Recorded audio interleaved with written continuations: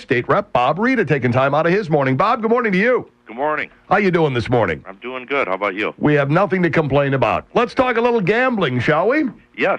What do we got? A couple of bills floating around now. Well, we got a couple of bills, and we're in the premature stages of starting to move forward of building a gambling expansion bill for Illinois.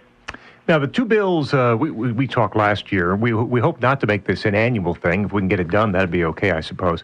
But we talked last year, the two bills, one would really just be about the Chicago casino.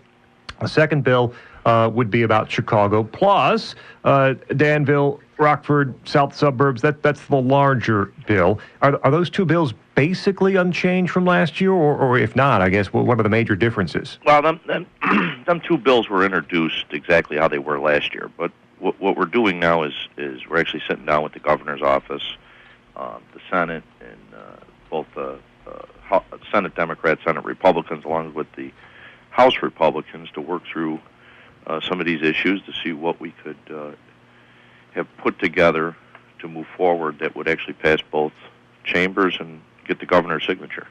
It's got to be a little different this time through with a different governor who seemingly is, I guess, a little more indicative of what he would like and what he wouldn't like than the last governor. Yes, he hasn't gotten into the real details of what he'd like, but he's been very open. The previous governor was all over the place. It was a moving target. So I feel very optimistic that we're going to be able to put something together in the next coming weeks before we end May 31st. Let's talk about State Rep Bob Rita. A couple of hearings held this past Monday, one specifically Chicago tourism and what it might be for the city. The one the week before was more on the larger idea of gaming expansion in Illinois. What did you learn? What did you take away from testimony during those hearings? Well, it was really a mixed, we got mixed testimony, which was important as we're building this. So when we looked at other states, 14 other states had gaming expansion were doing well, and 11 other states where there was a decline. And as you further look into it, whether it's putting slots at racetracks, the number of positions, in terms of how we could build this, it was a good hearing. We got good testimony from across the board of different aspects, from racetracks, racinos, to casinos, to video gaming. And so I believe that it will help us as we move forward. Spending some time with State Rep Bob Rita. Bob, what do the states that are, I guess, in your estimation, what's the common denominator among the states that are doing it right? Well, it's sort of all over, but it's a combination of not creating cannibalization and creating oversaturation, in having the right mix of positions in terms of zones or areas to capture areas that are not covered under the gaming. But video poker has played a role that's wasn't part of a scenario in the last few years, that now these new video gaming machines are coming online, and so we need to take that in consideration as this progresses and is put together.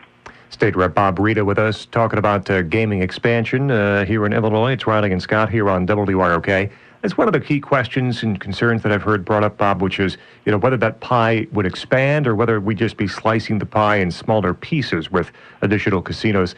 It just seems logical to me, though, when you talk about places like, Chicago specifically, especially toward the Indiana border, or Danville further downstate, or here in Rockford near the Wisconsin border, people are probably going across state lines to gamble if they want. And if you're going to add locations in those cities, it seems, again, logical that some of that money would stay home, thus increasing the size of the pie, not necessarily just slicing it smaller. Is that your opinion as well? Yes, and that's the framework that we have, dealing with the Rockford area, Lake County area, South Suburbs, Danville, and Chicago are areas that are all bordering states, Wisconsin and Indiana, and in Chicago being an untapped market in terms of tourism, in the capacity, what a gaming establishments in them areas would do would keep Illinois gamblers that are going across the borders gaming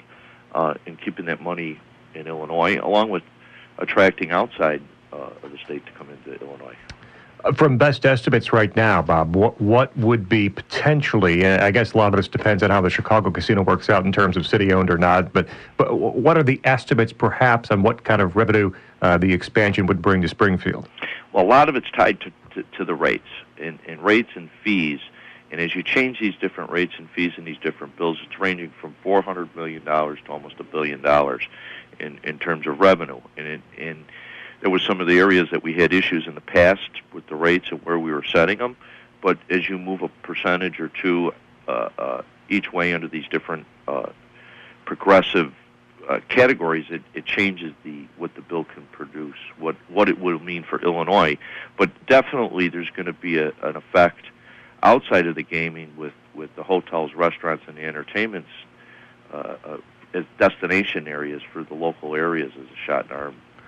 What do you say to people who, as we talked about at the very beginning of when we started talking here, who say that they're talking about gambling again? Well, we'll be back to revisit this again in a year, in 2 years. It seemingly we always get together, we talk gambling, and then things begin to fall apart. Well, it's a very complex issue. As you move one part, two or three other parts move. Mm-hmm. When you change for certain areas, it affects other areas. It's very delicate, and as we build this, we got to be very careful that the bill size is not too big and it overreaching, which in turn then it becomes a bill that would not be able to get passed or signed, and that's what we've experienced in the past. So we just got to go slow and take each component that we're dealing with carefully to get the right mix of the components in this bill. State Rep Bob Rita with us, talking gaming expansion here in Illinois. He's the sponsor of the bills in the House in Springfield. It's Raleigh and Scott here on WROK.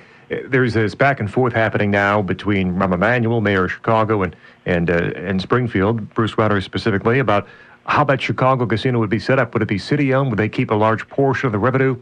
Do you think that's a sticking point that can be overcome, Bob? And does that question have to be answered before the legislation would be approved in Springfield? Well, it would be part of the legislation. Okay. This was an area that we did have issues in the past.